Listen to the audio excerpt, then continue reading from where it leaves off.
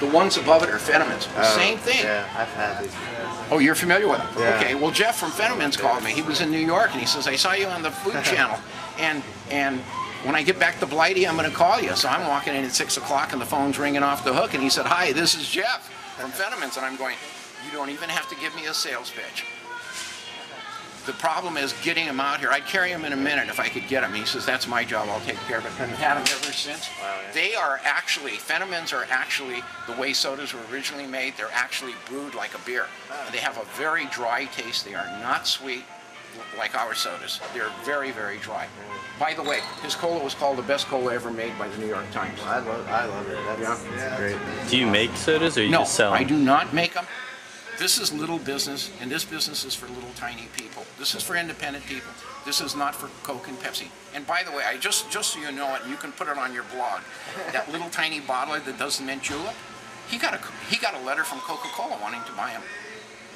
All they do is buy them and close them. Because they eliminate competition. And that's my job, is not making sodas. We work together. We will do things. Like, I have suggestions for them.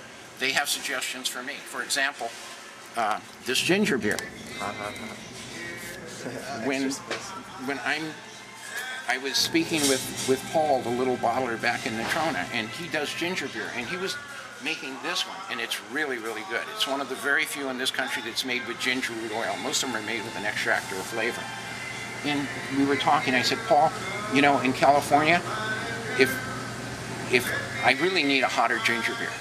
And he says, well, my ginger beer used to be hotter, but I kept getting complaints from people who said that it was blistering their lips and burning their stomach, and I'm a little guy and I can't afford a lawsuit. But for you, I'll make it. So he did this one. Now this one here in California outsells that one about 3 to 1. But back in Pennsylvania, they can't give this one away. His carbonation is different too.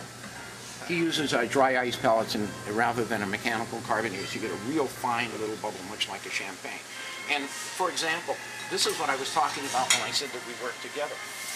I said, Paul, you know, if you put on your other products soft drink and mixer, you'll be able to get them in the mixer section in the soda pop, in the soda pop aisle, in the mixer section. At least you'll be on the shelf, because he hasn't been able to get on the shelf in Pittsburgh in 30 years, since Coke and Pepsi buys all the shelf space, and the competition, the little tiny bottlers, can't afford to get on.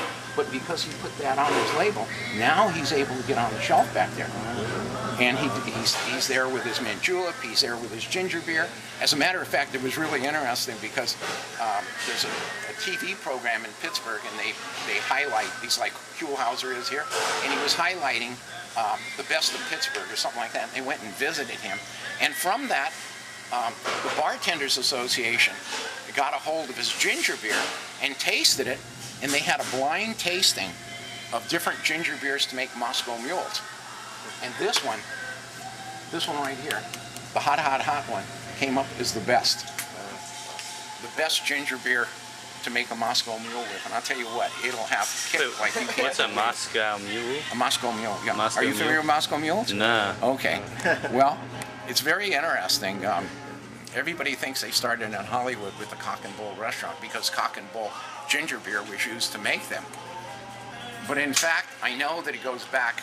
My father was a partner in a restaurant with his two friends, and I could remember as a little tiny kid, this was right after World War II, and I was really, really tiny, but every time they sold one, they'd ring a bell, and I never knew what it was, and I found out, but I knew they were served in copper cups.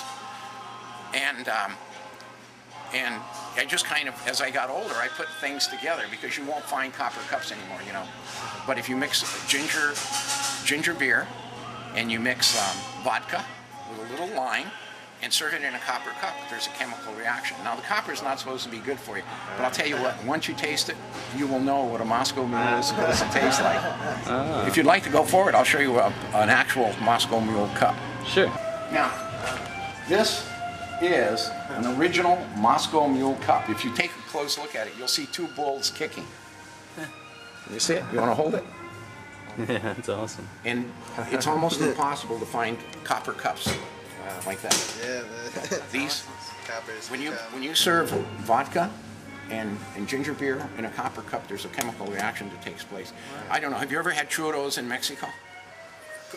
fried in a copper pan as opposed to a aluminum or metal or anything else. It's just, there's night and day difference.